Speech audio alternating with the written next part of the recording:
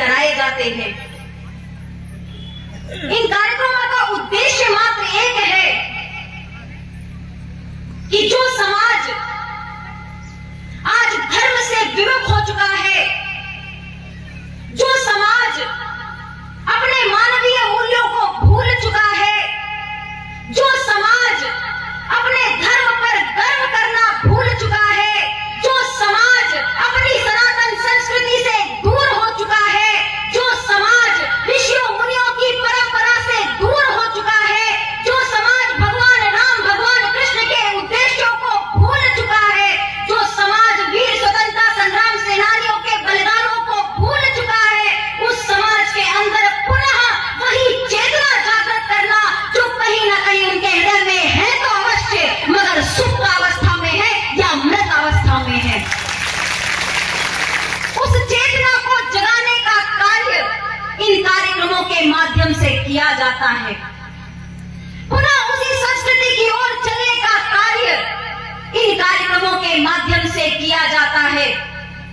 हमें आपसे कोई लोभ नहीं, हमें आपसे कुछ भी नहीं चाहिए, मगर जब आप इस मंच में आते हो, हम आपसे केवल एक ही अपेक्षा रखते हैं, हम आपसे केवल एक ही निवेदन करते हैं कि जब भी माता आदिशक्ति जगत जननी जगदम्बा के मंच पे सर झुकाने आना, तो कुछ चढ़ाना या ना चढ़ाना, अपने अवगुणों को यहाँ चढ़ा के जाना और माँ के सतगुणों को, माँ की ऊर्जा को लेकर अपने घरों की ओर जाना। घर घर माँ का मंदिर बन सके, घर घर में माँ की ज्योत जल सके, यही अभियान पिछले 25 वर्षों से परम पूज्य गुरुवर के निर्देशन में घर घर गांव गांव चलाया जा रहा है। और इस अभियान का ही नतीजा है कि आपके देश में करोड़ों लोग परम पूज्य गुरुदेव जी की विचारधारा से जुड़कर नशा मुक्त हो गए, मांसाहार मुक्त हो गए, चरित्रवान जीवन जीने के साथ ही आत्म कल्याण के साथ साथ समाज कल्याण, समाज सुधार के कार्य में आगे बढ़ रहे हैं।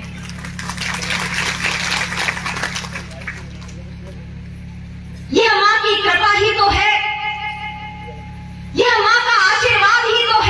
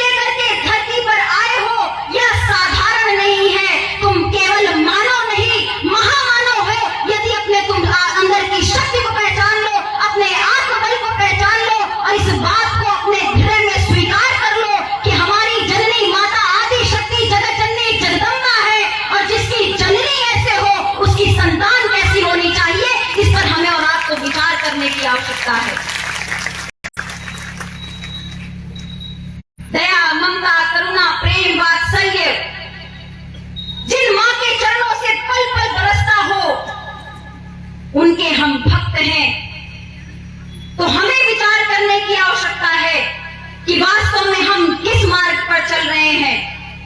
केवल दो ही मार्ग हैं, बीच का कोई मार्ग नहीं होता। केवल दो ही मार्ग होते हैं, एक मार्ग होता है धर्म का और एक मार्ग होता है अधर्म का। धर्म के मार्ग पर साधक चलते हैं, ऋषि मुनि चलते हैं, साधु चलते हैं, सन्यासी चलते हैं, साधक चलता है। और अधर्म के मार्ग पर राक्षस चलते हैं, पतन में जाने वाले लोग चलते हैं, जिनके जीवन का कोई उद्देश्य नहीं होता, वह लोग चलते हैं। अब हमें और आपको तय करना है कि हमें कौन सा मार्ग चुनना है।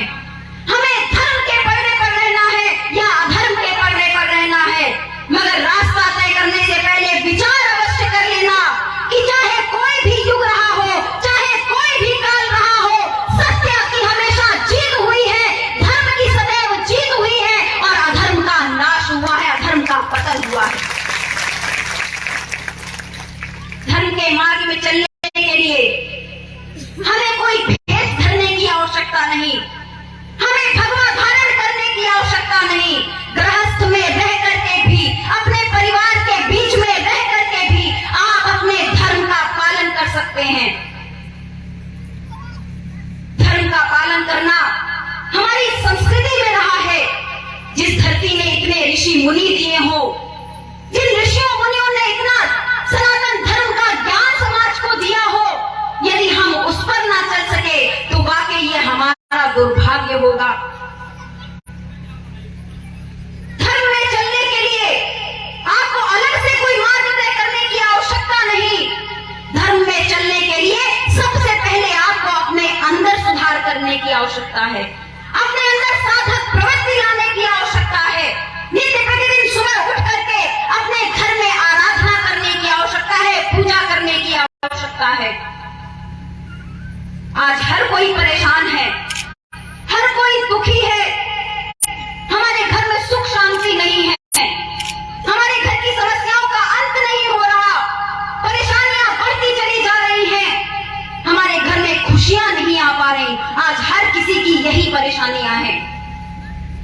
पर क्या कभी विचार किया है कि ये परेशानियां आई कैसे?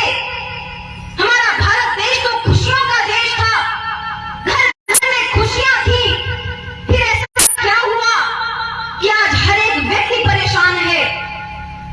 हुआ यह कि हम अपने धर्म से विमुख हो गए। हुआ यह कि हमने अपनी संस्कृति का त्याग कर दिया और दूसरों की संस्कृति को अपनाने के पीछे दौड़ पड़े। हम गर्व नहीं कर सके अपने ऋषियों मुनियों पर और पाश्चात्य सभ्यता की तरफ दौड़ते चले गए। विचार भी नहीं किया कि वह ऐसा जीवन जीते क्यों हैं। विदेशियों को देख करके, विदेशियों के गुलाम बन करके हम उनको ही सर्वस्व मानने लगे, हम उनको ही सब कुछ मान करके उनके जैसा जीवन जीने लगे। यहीं से हमारे गलती हुई, पूर्वजों द्वारा भी गलती हुई और आज हम और आप भी उसी गलती को दोहराते जा रहे हैं। पाश्चात्य सभ्यता की ओर खुद भी बढ़ रहे हैं, आने वाली पीढ़ी को भी बढ़ाते चले जा रहे हैं।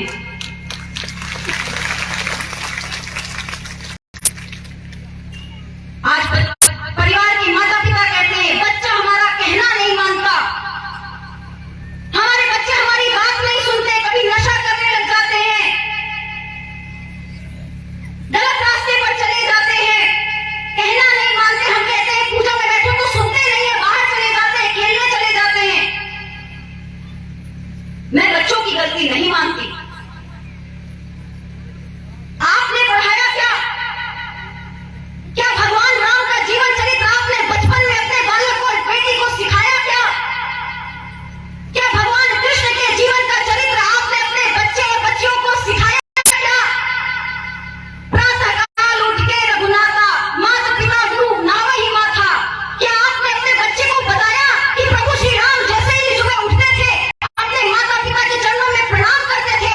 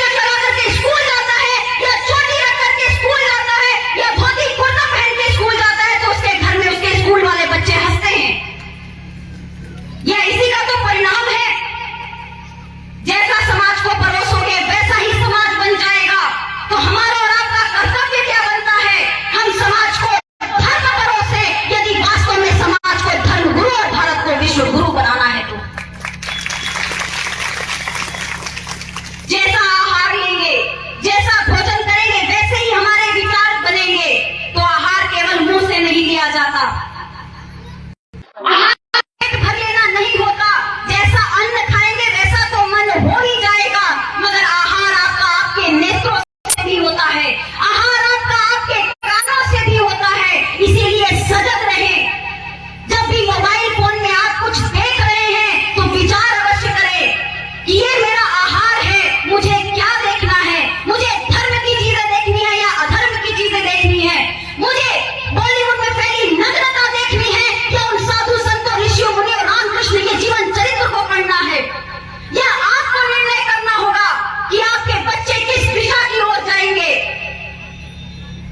हर कोई चाहता है कि मेरा बच्चा बड़ा होकर के व्यवसायी बन जाए, पैसे कमाने लग जाए, मैं उसके लिए कितनी जमीन जायदाद जोड़ करके चला जाऊं, मैं उसके लिए कितना धन एकत्रित करके चला जाऊं।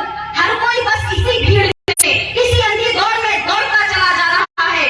एक बार विचार भी नहीं करते, एक बार प्रयास भी नहीं करते। ये यहाँ पर बैठे जाने ऐसे कितने माता पिता होंगे जो एक बार सोचते भी नहीं कि मेरा बेटा देश में जाकर के जवानों के बीच में जाकर के देश की रक्षा करे। एक बार विचार भी नहीं करते कि मेरा बेटा धर्म के रास्ते पर चल करके मानवता की सेवा करे, राष्ट्र की रक्षा करे, धर्म की रक्षा करे। आज तो समाज को धर्म के नाम पर लूटने वालों की भीड़ सी मच पड़ी है। हर कोई समाज का धर्म के नाम पर शोषण कर लेना चाहता है। कोई तंत्र मंत्र के नाम पर, कोई झाड़ फूक के नाम पर, कोई पर्चा बनाने के नाम पर, कोई आपकी समस्या आपको बता करके आपसे ही धन लूट लेना चाहता है। कोई आपके सामने थोड़ी सी जादूगरी दिखा करके अपने आप को धर्माधिकारी कहने लग जाता है। अपने नाम के आगे शंकराचार्य, धर्माचार्य, योगाचार्य, जाने क्या क्या उपाधियां लगाने लग जाते हैं, मगर वास्तव में अंदर से खोखले होते हैं। इसीलिए परम पूज्य योगीराज श्री शक्तिपुत्र जी महाराज द्वारा धर्म अध्यात्म जगत को एक चुनौती रखी गई है कि धर्म की रक्षा तभी हो पाएगी जब धर्म में लगे हम घुन को अलग कर पाएंगे, जब धर्म में लगी दीमक को हम अलग कर पाएंगे। और इस दीमक को दूर करने का मात्र एक ही रास्ता है कि समाज में एक ऐसा आयोजन होना चाहिए, समाज के सामने सच आना चाहिए। जो स्वयं को धर्माधिकारी कहते हैं, क्या वास्तव में उनकी कुंडली चेतना जागृत है? जो स्वयं को धर्म की गद्दी पर बैठने के लायक कहते हैं, क्या वास्तव में उनके पास परम सत्ता की शक्ति है?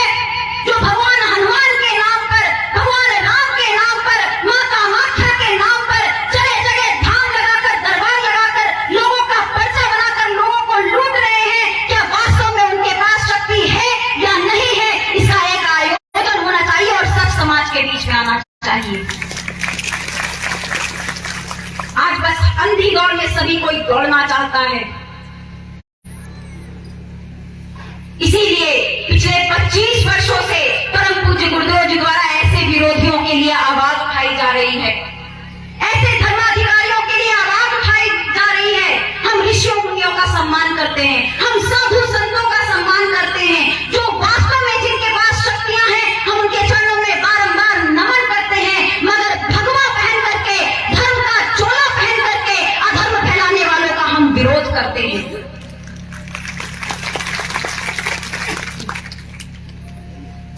इसीलिए परम पूज्य गुरुदेव जी द्वारा आवाज उठाई जा रही है। 3 धाराओं के माध्यम से समाज में परिवर्तन का कार्य किया जा रहा है। पंच ज्योति शक्ति तीर्थ सिद्धाश्रम धाम के माध्यम से समाज में मां का गुणगान किया जा रहा है। आश्रम की स्थापना करके परम पूज्य गुरुवर ने एक ऐसा दिव्य धाम समाज को प्रदान किया है जहां 24 घंटे अनवरत मां का दुर्गा चालीसा पाठ लगातार चलता रहता है। पिछले 25 वर्षों से चल रहा है। एक पल के रुका नहीं,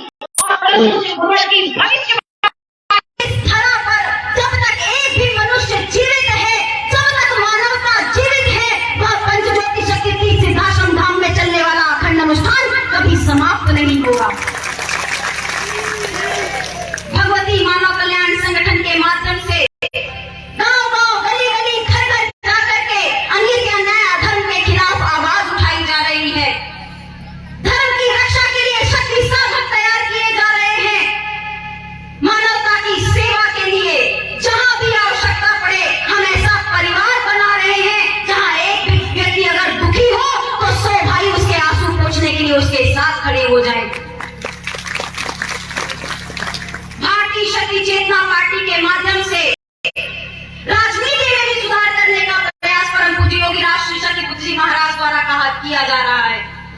जब हम राजनीति की बात करते हैं तो सभी के हृदय में सवाल आता है कि अरे आप धर्म का काम कर रहे थे, बहुत अच्छा कर रहे थे, आपको राजनीति में आने की क्या आवश्यकता पड़ी?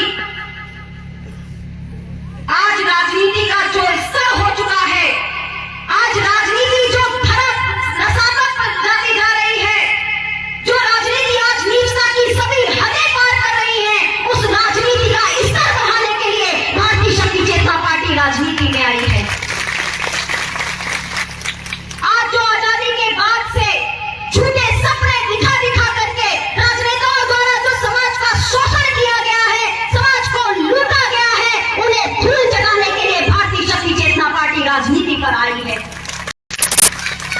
आज समाज की समस्या, आज गरीब की समस्या, जिसे सुनने वाला कोई नहीं, आपके घरों में आके बड़े बड़े वादे तो किए जाते हैं, आपको सपने तो बड़े बड़े दिखाए जाते हैं, आपके लिए योजनाएं तो बड़ी बड़ी लाई जाती हैं, मगर उन योजनाओं का लाभ गांव के एक एक व्यक्ति तक नहीं पहुंच पाता और गरीब व्यक्ति का स्तर वैसा का वैसा ही रह जाता है। उस स्तर को सुधारने के लिए भारतीय शक्ति चेतना पार्टी राजनीति में आई है।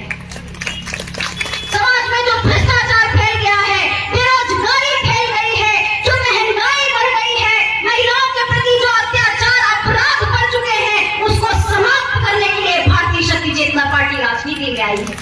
हमने सभी पार्टियों को देखा, भाजपा को देखा, कांग्रेस को देखा, सबको देखा, एक के बाद एक आती रही, मगर स्थिति वैसी की वैसी ही रही। इसीलिए भारतीय शक्ति चेतना पार्टी आज समाज की जमीनी स्तर में कार्य करके आप सभी के सहयोग से आगे बढ़कर आ रही है और एक दिन ऐसा अवश्य आएगा कि इस देश में भारतीय शक्ति चेतना पार्टी ईमानदारी के साथ खुशहाल भारत बनाने का प्रयास करेगी।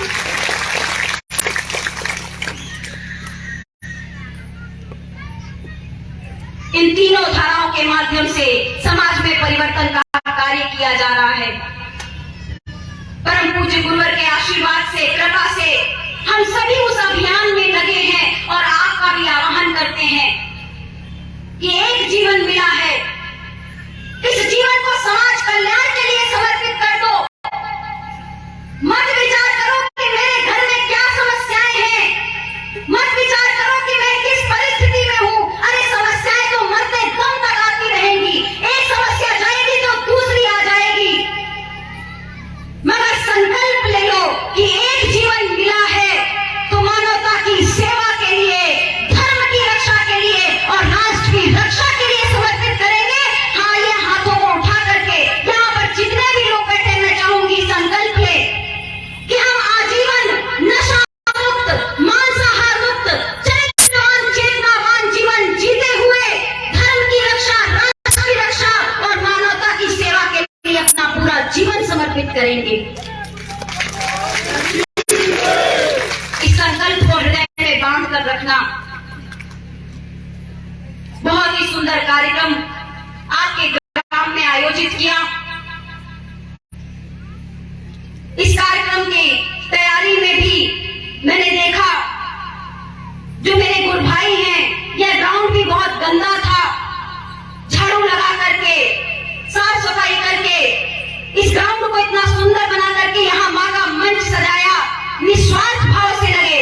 इन भाइयों को कोई पेमेंट नहीं दी जाती, इन भाइयों को, गुरु बहनों को कार्य करने के लिए कोई पैसा नहीं दिया जाता, मगर समाज के कल्याण की आत्मा की जो ज्योत गुरुवर ने इनके हृदय में जलाई है, समाज कल्याण की जो भावना इनके हृदय में गुरुवर ने जलाई है, इसी का परिणाम है कि भूख प्यास त्याग करके भी जिस जगह पर कोई कल्पना भी नहीं करता इतना सुंदर माँ का मंच बनेगा, वहां पर यह मंच बना देते हैं और माँ का चालीसा पाठ कर देते हैं।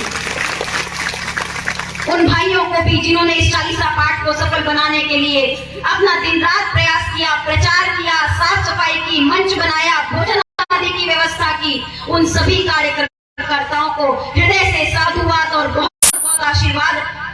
माँ गुरुवर का जीवन में उनके साथ भी आशीर्वाद रहे। और इस कार्यक्रम के समापन की बेला पर यहाँ पर उपस्थित अपने समस्त भाइयों बहनों के जीवन की मंगल मैं कामना करती हूँ। माँ के चरणों में यही निवेदन है कि इस कार्यक्रम में उपस्थित समस्त भाइयों बहनों का जीवन सुख शांति समृद्धि से भरपूर हो, के चरणों में यही कामना करते हुए एक बार पुनः अपने समस्त भाइयों बहनों को सादर जय माता की